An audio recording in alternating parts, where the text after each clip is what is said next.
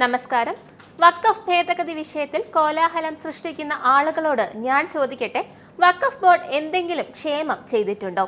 വഖഫ് ഭേദഗതി ബില്ലിനെതിരെ രാജ്യത്തുടനീളം നടന്ന പ്രതിഷേധങ്ങളെ വിമർശിച്ച് ഉത്തർപ്രദേശ് മുഖ്യമന്ത്രി യോഗി ആദിത്യനാഥ് ഉന്നയിച്ച ഈ ചോദ്യത്തിന് കൊങ്ങികൾക്കും സുഡാപ്പികൾക്കും കമ്മികൾക്കും ഉത്തരമില്ല എന്നുള്ളിടത്താണ് BJPയുടെ നിലപാട് ശക്തമാകുന്നതും വ്യക്തമാകുന്നതും. എല്ലാ നല്ല പ്രവർത്തിക്കും രാജ്യത്ത് പതിവായി എതിർപ്പുകൾ ഉണ്ടാകാറുണ്ട്. അതുപോലെ വഖഫ് ഭേദഗതി ബില്ലിനും പേരിനുണ്ടാക്കുന്ന കോലാഹലം നിലനിൽക്കുന്നുണ്ടെന്ന് അദ്ദേഹം പറഞ്ഞു. വഖഫ് ബോർഡ് വ്യക്തിപരമായ താൽപര്യമായി മാറിയിരിക്കുകയാണെന്നും സർക്കാർ സ്വത്തുക്കൾ അനധികൃതമായി കൈവശപ്പെടുത്താൻ ജനങ്ങൾ അത് ദുരുപയോഗം ചെയ്യുന്നു എന്നും മുഖ്യമന്ത്രി ആരോപിച്ചു. ഈ വിഷയത്തിൽ ബഹളമുണ്ടാക്കുന്ന ആളുകളോട് എനിക്ക് കുറച്ച് കാര്യങ്ങൾ ചോദിക്കാനുണ്ട്.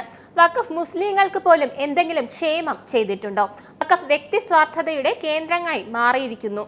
എന്തെങ്കിലും സർക്കാർ സ്വത്ത് ബലമായി കൈവശപ്പെടുത്താനുള്ള ഒരു മാധ്യമമായി ഇത് മാറിയിരിക്കുന്നു. പരിഷ്കരണം കാലത്തിന്റെ ആവശ്യമാണ്. എല്ലാ പരിഷ്കാരങ്ങളും എതിർക്കപ്പെടുന്നു. യോഗി ആദിത്യനാഥ് എണ്ണി ചോദിക്കുമ്പോൾ വരും ദിവസങ്ങളിലെങ്കിലും മറുപടി ഉണ്ടാകുമെന്ന് പ്രതീക്ഷിക്കുന്നു. ഇവിടെ വഖഫ് വിഷയം കത്തി നിൽക്കുന്ന കേരളത്തിൽ ക്രൈസ്തവ സഭയുടെ ദിനപത്രമായ ദീപിക പറഞ്ഞ വ്യക്തമായ നിലപാട് നമുക്കൊന്ന് നോക്കാം. വഖഫ് ഭേദഗതി ബില്ലിനെ അനുകൂലിച്ചില്ലെങ്കിൽ കേരളത്തിലെ MP-മാരെ മതമൗലികവാദികളായി കണക്കാക്കുമെന്ന് ദീപിക മുഖപ്രസംഗം മുന്നറിയിപ്പ് നൽകുന്നു.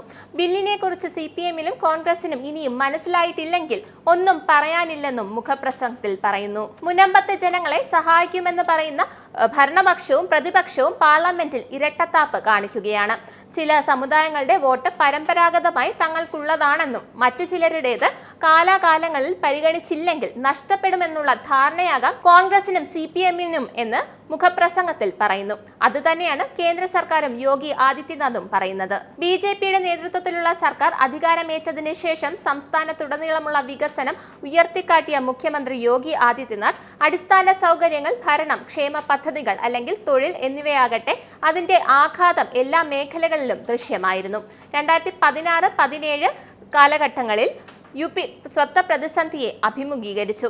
പ്രധാനമന്ത്രി നരേന്ദ്രമോദി ആരംഭിച്ച പദ്ധതികൾ സമാജ്വാദി പാർട്ടി സർക്കാർ UP-യിൽ നടപ്പാക്കിയില്ല. എന്നാൽ നേരത്തെ തന്നെ യോഗി വഖഫ് ബോർഡിനെതിരെ രൂക്ഷമായി പ്രതികരിച്ചിരുന്നു.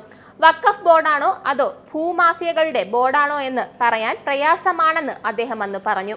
ആ കാര്യം ശരിയാണെന്ന് തോന്നുന്നു. കാരണം കേരളത്തിൽ മുനമ്പം പള്ളിയുടെ കേസിലും ഇത് തന്നെയാണല്ലോ നടന്നത്. തന്റെ സർക്കാർ വഖഫ് നിയമ ഭേദഗതി ചെയ്തിട്ടുണ്ടെന്നും കയ്യേറിയ എല്ലാ ഭൂമിയും സജീവമായി അന്വേഷിക്കുന്നുണ്ടെന്നും വഖഫ് ഉടമസ്ഥതയിലുള്ള വഖഫ് ഉടമസ്ഥാവകാശത്തിന്റെ പേരിൽ എടുത്ത ഓരോ തുണ്ട് ഭൂമിയും വീണ്ടെടുത്ത് ദരിദ്രരുടെ ക്ഷേമത്തിനായി വിനിയോഗിക്കുമെന്നും അദ്ദേഹം ഉറപ്പ് നൽകിയിരുന്നു. വീണ്ടെടുത്ത ഭൂമി പാവപ്പെട്ടവർക്ക് വീടുകൾ, ആശുപത്രികൾ, വിദ്യാഭ്യാസ സ്ഥാപനങ്ങൾ എന്നിവ നിർമ്മിക്കാൻ ഉപയോഗിക്കുമെന്നാണ് അദ്ദേഹം അന്ന് പറഞ്ഞത്. നമ്മുടെ നാട്ടിൽ നടന്ന മുനമ്പം പള്ളിയുടെ തർക്കം വഖഫ് ഒരു ഭൂമാഫിയ ആണെന്നുള്ള യോഗിയുടെ പ്രയോഗത്തെ പിന്തുണയ്ക്കുന്ന ഒന്നാണ്.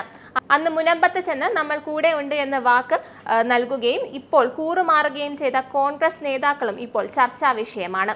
എന്തിനായിരുന്നു ഈ കൂറുമാറ്റം? വഖഫ് ഭേദഗതി ബിൽ കൊണ്ടുവരുമെന്ന് പറഞ്ഞാൽ കേന്ദ്രം അത് കൊണ്ടുവരിക തന്നെ ചെയ്യും. നന്ദി, നമസ്കാരം. നിങ്ങൾക്കും ആനന്ദ മീഡിയയുടെ പ്രേക്ഷകരിൽ ഒരാളാകണ്ടേ? യൂറോപ്പിലും US-ലും ആഫ്രിക്കയിലും അടക്കം പ്രവാസികൾ ഉള്ളയിടങ്ങളിലൊക്കെ ജനപ്രിയ ചാനലുമായി ആനന്ദ് മീഡിയ ഒപ്പമുണ്ട്. ഏഷ്യാനെറ്റ് ഫ്ലവേഴ്സ് അടക്കം നിങ്ങളുടെ വിരൽത്തുമ്പിലെത്തും. ആദ്യം റോക്കു ബോക്സ് സ്വന്തമാക്കുക.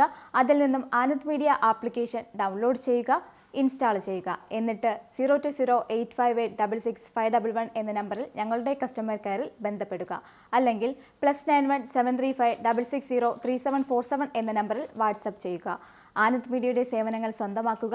മറ്റു ചാനലുകൾക്കൊപ്പം ആനന്ദ് TVയും എൻജോയ് ചെയ്യുക.